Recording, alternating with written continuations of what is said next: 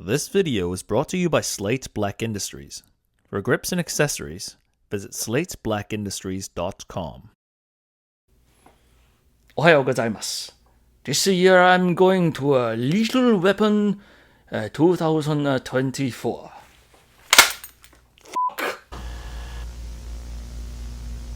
Do you like guns? Well, I hope so. Welcome to the wonderful world of LARPing and lethal weapons.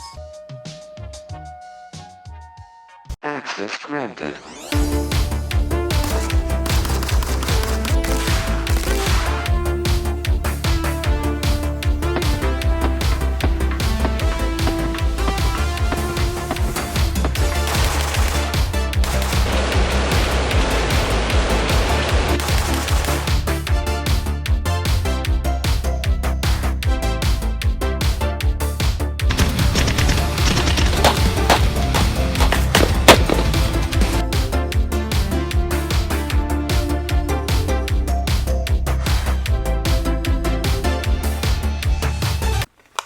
And with all honesty, I have not gone to a match for 15 years, so this may be a time for my basic skill set to shine, or it very well could be a reckoning.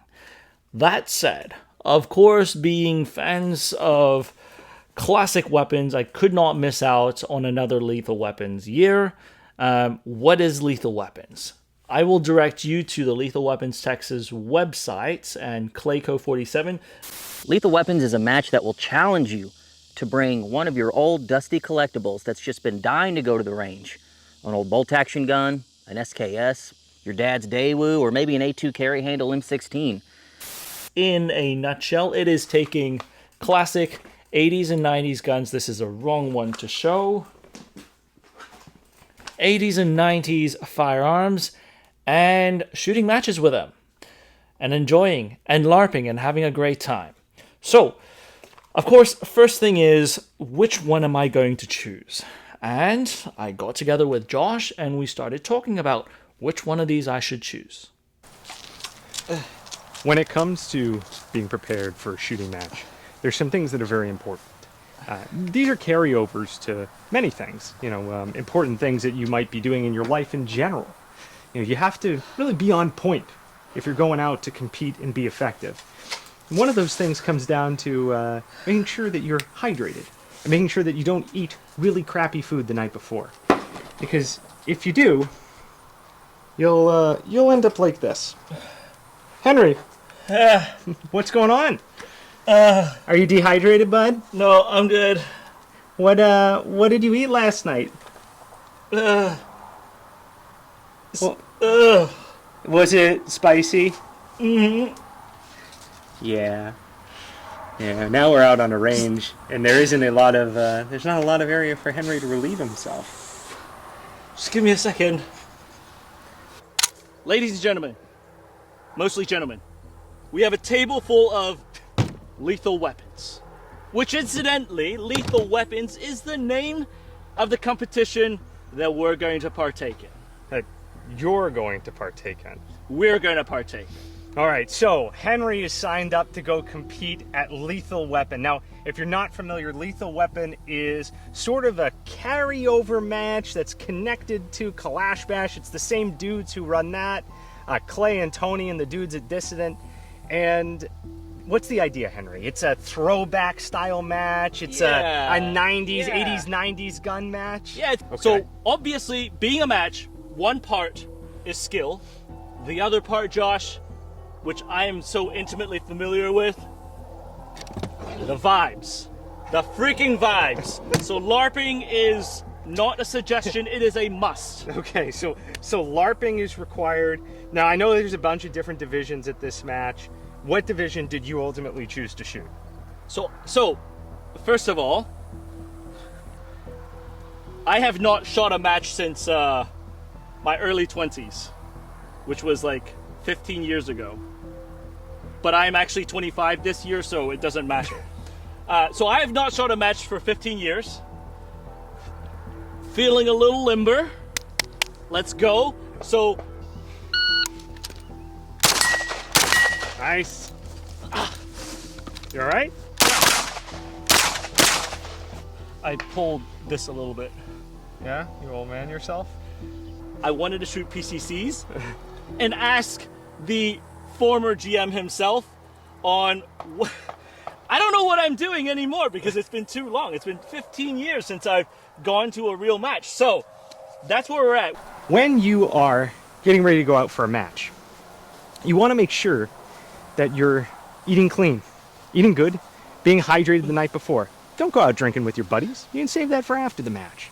Don't go out and have a bunch of crappy fast food or spicy Korean barbecue, because then you'll end up like Henry.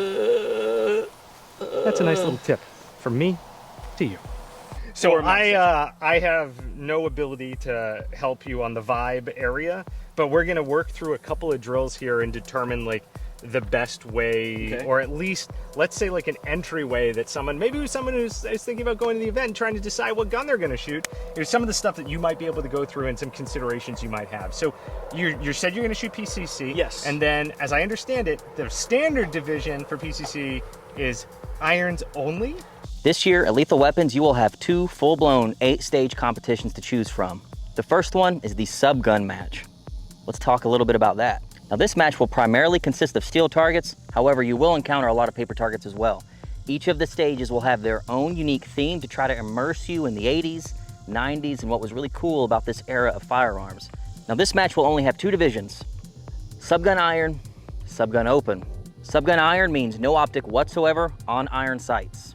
So if you look at it, USPSA rules, you're either shooting production, anything with an optics is then in the open category. Right, okay. So it doesn't matter if you're just with one red See dot. how old Henry is and how long it's been since he shot? He doesn't know all divisions have dots now. There's 2 divisions in my mind. Subgun open is literally any optic of any kind, so long as it does not change the overall silhouette of the firearm.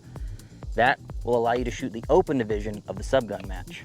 The idea here is we don't want to change or manipulate the theme of the match too much by letting people shoot open. It's literally just allowing you to put an optic on a gun.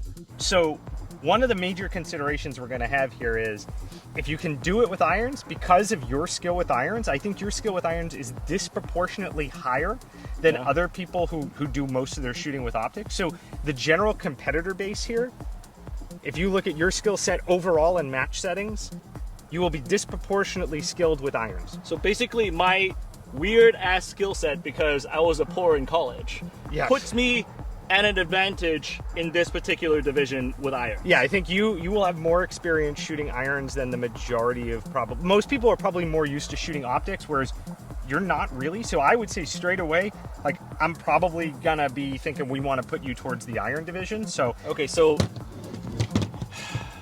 we'll still shoot this. I still want you to shoot this and get a flavor for it, but I think ultimately we're going to lead towards iron. So look, what we've got set up here is, again, super, super basic. I don't want anyone to take this away and be like, oh, this is the only thing that matters and this is so important, but it's going to draw some baseline fundamental pieces, okay? So we've got an option of 5 particular firearms. The MP5k PDW, the Colt 635, the P90, the M1 Carbine, and of course, the H&K UMP.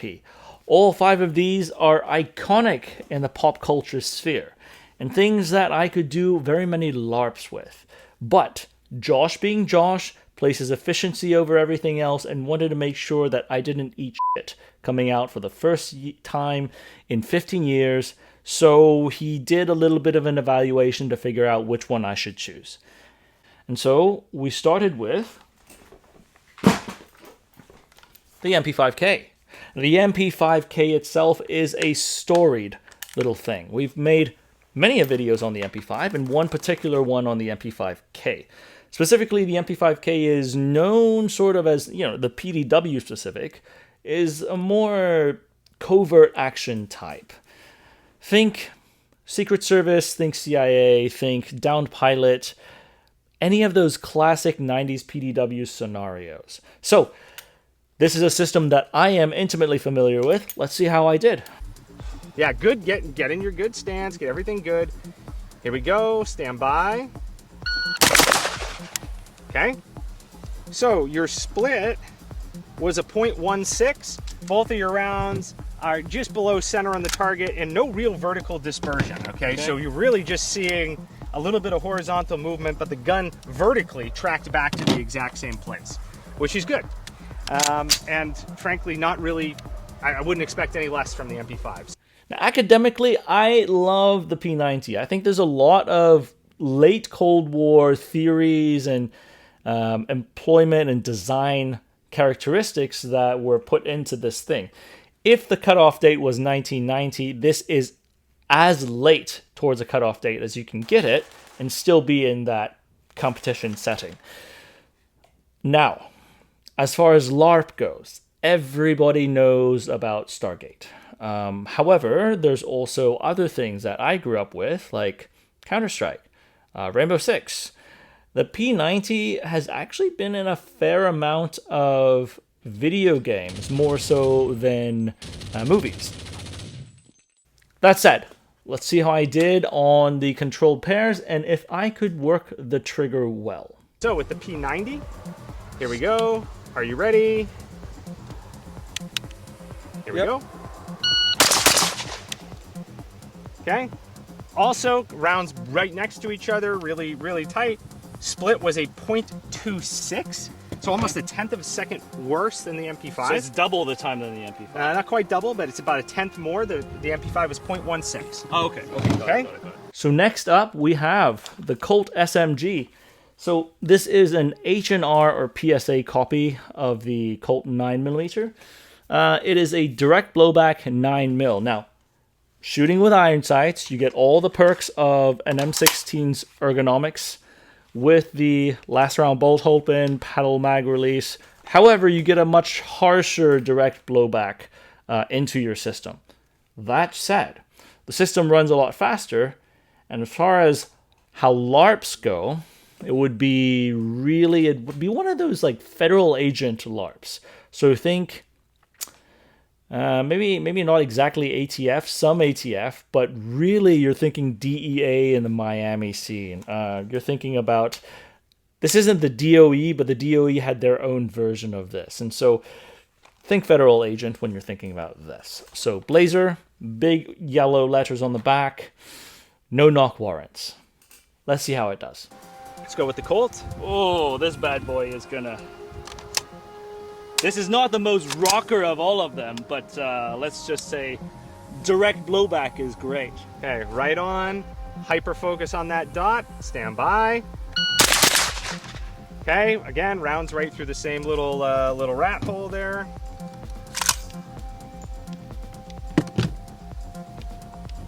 What did it look like? It lost it. So I'm gonna have you do it one more time. Okay. Sorry about that. All good. Uh-oh.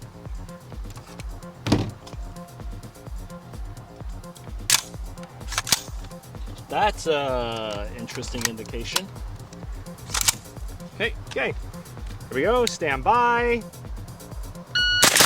Okay, again, right through the same little rat hole. Split was 0.16, so exact same as the MP5k.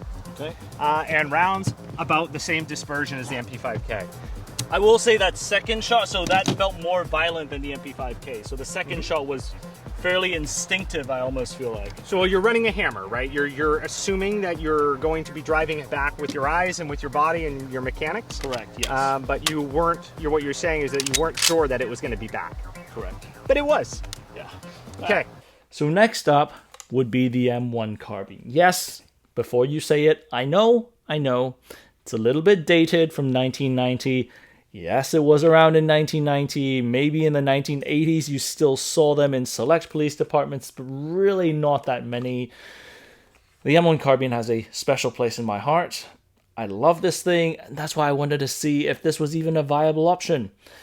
LARPs-wise, I guess post-war Japanese, you could have that, or you could be 442nd, which I do, in fact, have a World War II uniform with a 442nd patch. So this would have been pretty cool, but let's see how it did. The M1, here we go. Stand by. Okay, was that actually the fastest you could press the trigger? Let me try that one more time. Okay, rounds, one slightly above the other, both are there. That was a 0.31. Here we go, stand by. Yeah, that's the fastest I can go with it. Okay, got it.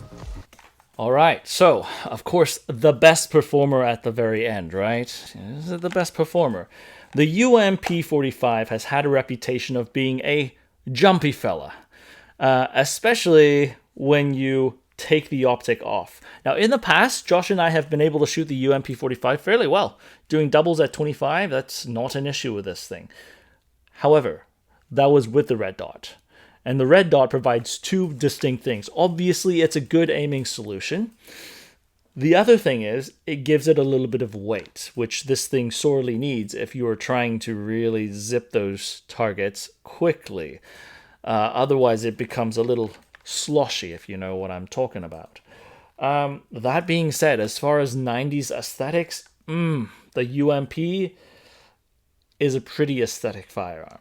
And there's likely not going to be many people shooting the UMP at the match. But how well can I shoot an iron-sighted UMP? That is the big question. As far as LARP goes, you're talking about Alejandro from Sicario, you're talking about any video games from the 90s. So you're talking about Counter-Strike, you're talking about Rainbow Six. This was supposed to be the next generation of submachine gun employment. Obviously it wasn't, but still, it holds a special place in my heart. Oh, also, if I wanted to shoot up a Porsche, I suppose I could be Bad Boys 2, although I don't entirely fit the demographics. What are you doing? Anyways, how do we do with this?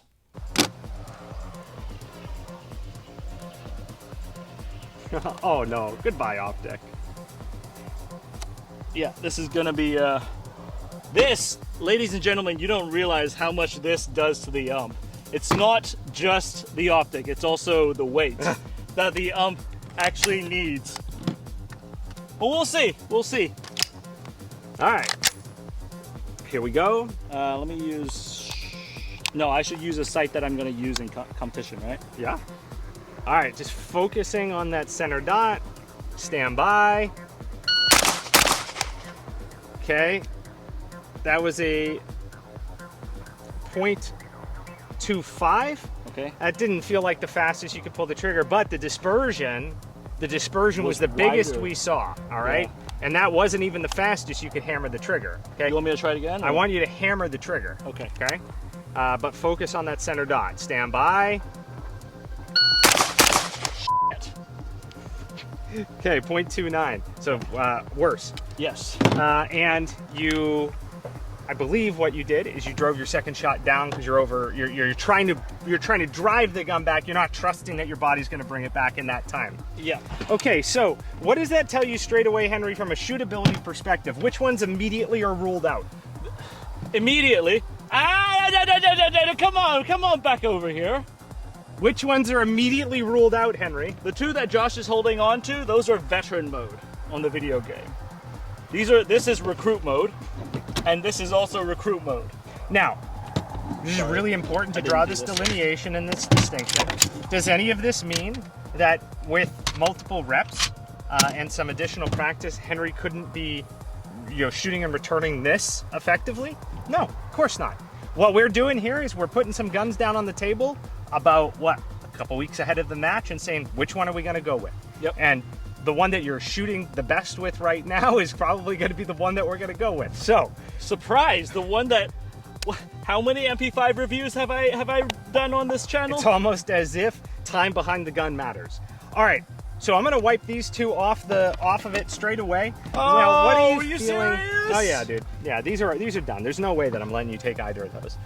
What about the P90? How are you feeling about the P90? The P90 actually, okay, so if you're on target, Yeah. the P90 is actually fairly fast. Yeah. I mean, it's a very small round, so it's not High cap magazine, 50 round mags Yeah. as well. So, but the optic. What about the optic? I mean, it's a VCOG. Sorry, it's a mini ACOG. I know, but are you going to shoot optic? All That's right, the we'll thing. keep it in. We're going to keep it in for now. All right, so that was the first drill. Again, really basic. What we're doing here is not end all be all. Don't take this away and go, oh, this is all I got to do. No, we're very, very basic assessment. Now we're moving on to the next one. Henry. Okay. All right. All right. All right. Let's get the cameras repositioned and I'll explain the drill. So unfortunately, Josh had to eliminate 2 of my options based on the loadout. Now again, I think the UMP could do a lot better, but I may actually need a red dot on that thing to perform without a lot of training. So we're ending up with 3 different firearms, and Josh is going to essentially have me present and drop a controlled pair at a 25-meter steel C-zone target. So now we're gonna build it out a little bit, okay? We're gonna work on mount and sight acquisition, as well as tracking the sights, quote unquote, meaning how well you are able to visualize the target and perceive your sights in relation to the target. Okay. Now, normally we would do this with some movement and some other stuff involved in it, but I'm trying to do a lot with a little here, okay? Okay, let's do it. All right, we're trying to see how fast you're able to acquire the different sighting systems and how good the mounting positions are and how consistent you are with the mounting positions, Okay. right? So this one, we're actually gonna run like a couple different ones, and we'll do some averages of your total time, okay? Sure, Because there's a okay. little bit more going on here. So we'll start with the MP5 and then the P90 and then the Colt 635, and we'll see how we do. Stand by. 1.14. First shot was in a 0.88. Split was 0.26. Stand by.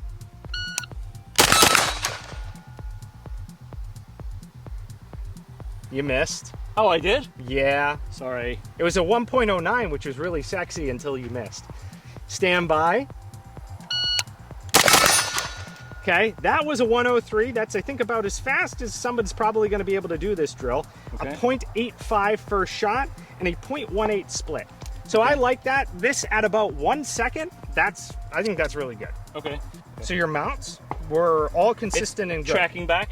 It probably perceiving that the sights are in the right place. So are you trying to look at sights or are you staring at the target? Okay. Which are you doing? Do you know what you're doing? I was looking at the target. Yeah, I think that's right.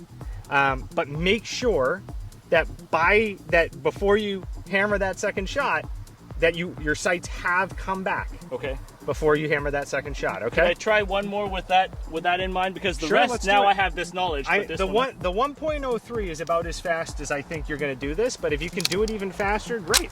I don't know if I could do it faster, but maybe I could kind of More duplicate consistent. that. Okay. Yeah. Stand by. Nice. That was sick.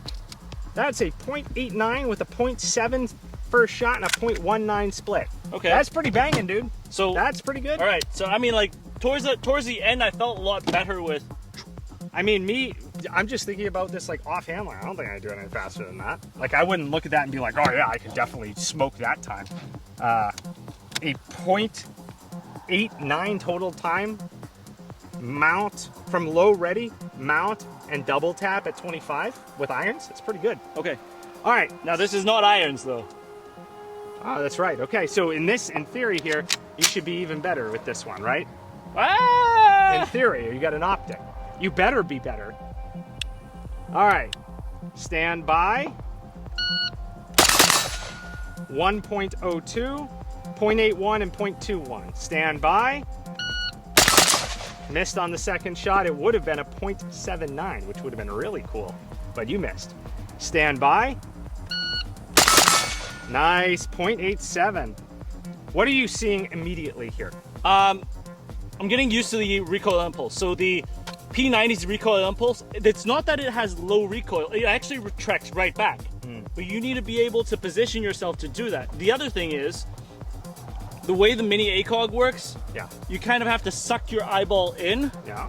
and get used to it. Now, the But how much of this, Henry, are you basing? Because you're beating your times on the MP5. Okay. Okay. How much of that is based off of you being able to just see where the reticle is? It's an optic. Yes. I, I know what Josh is Okay. getting at. It's a damn All right. optic. Okay. I get that. Thank right. you, Josh. All right. Optics are faster. All right. Yes. Stand by. Nice, 0.9. It was a 0.69 first shot and a 0.2 split. Okay, so let's put this down. So this straight away tells me that in spite of the fact that you could shoot the, see, this goes back to you were being a liar about how fast you could pull the P90 trigger on this target, because you're shooting a split faster at 25 than you were shooting at 12 when all I wanted you to do was focus on your split. So You were lying on the first time. I'm glad we didn't disqualify the P90. Now, let's go on to the Colt. Okay.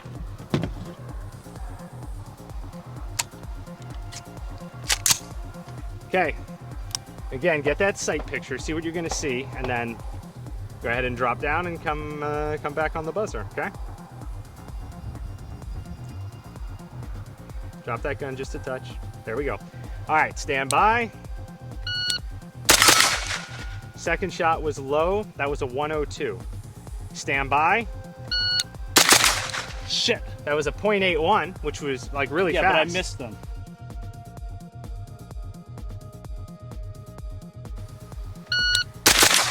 I drove it left.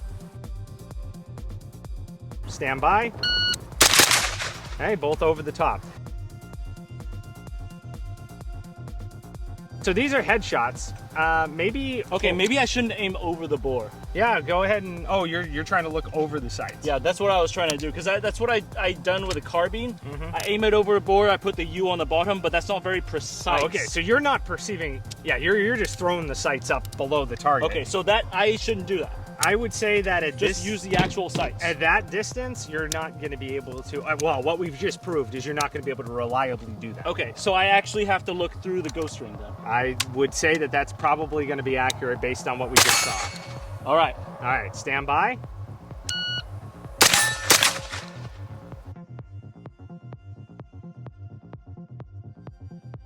Stand by. Okay, so this right now is enough to tell me that whatever's going on, you're not perceiving this the same way you can perceive these other two guns. So I would eliminate this. No, dude, this isn't it. Like, we could spend some time and sit here and like try to work on what's going wrong or what you're not seeing or perceiving correctly or whatever else. But that's not like what we're trying to do here. You know what I mean? Like what we're trying to do is get you selected a gun that you're already very comfortable with and that's working well with you. So we're down to two options. We've got a P90 with an optic, and we've got the MP5. You shot the P90 like crap up close from speed perspective for some reason, because you were submarining it, and you're sandbagging with it. And on the MP5, honestly, you're able to shoot it very well at the distance target, especially after you started to get a feel for what we were trying to do. I mean, you were hitting sub-seconds, even I think you had some down in the .9 area, and you were getting the hits. Yeah, I'll tell you, like the P90, it's these two, the recoil sensation between these two could not be any more different. Yeah. Like for both of them having relatively low recoil, right? Mm-hmm. It is a very different relatively low recoil sensation. Yeah. This one is, there's a lot of movement to the MP5. Yeah. Don't get me wrong, it's low recoil, but there's a lot of movement. It's a very snappy movement for this. Yeah. But it stays really close on target. So look, there's one like sort of defining element then, which frankly, like we would need to probably spend like a good bit more time and like we need to open up the course here. Right.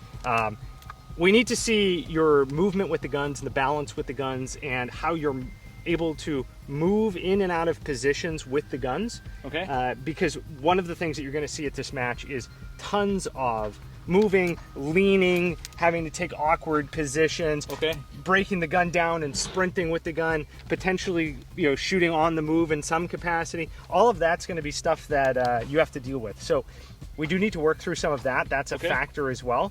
I would be inclined to believe that when it comes to some of those things, you'll be better with this because of comfort and familiarity.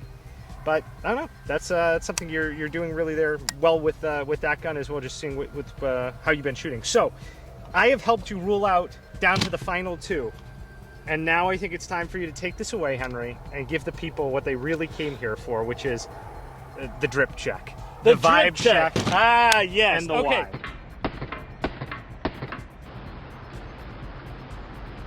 Now the final piece, MP5k or P90. But turns out the choice is already made for me here.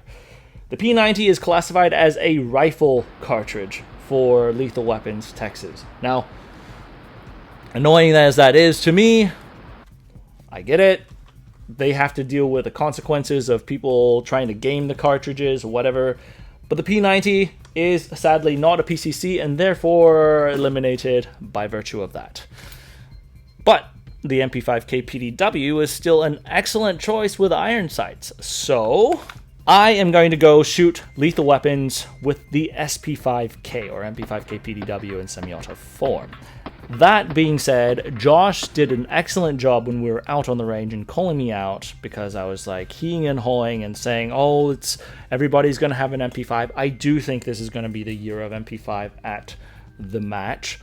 But the MP5k PDW, I think, is going to be very popular because of how freaking good these things are. Not just the case, but also the full size.